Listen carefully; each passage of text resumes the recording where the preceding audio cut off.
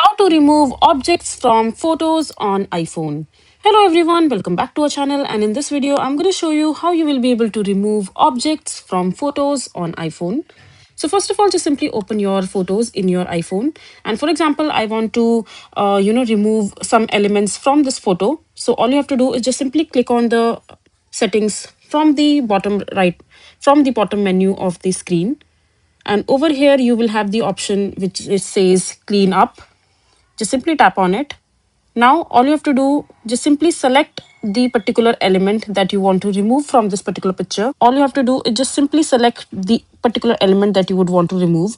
You can also zoom the picture in so that you have the better space to clean that particular object. So for example, I want to remove this particular moon from here. Just simply go ahead and place your fingers and just do this. Now as you can see that the moon has completely gone, and this is basically how you will be able to remove any object from the photo, any kind of photo. I just showed you in this photo as an example. You can do this process and repeat this particular process in any sort of photo that you would want to remove the objects from.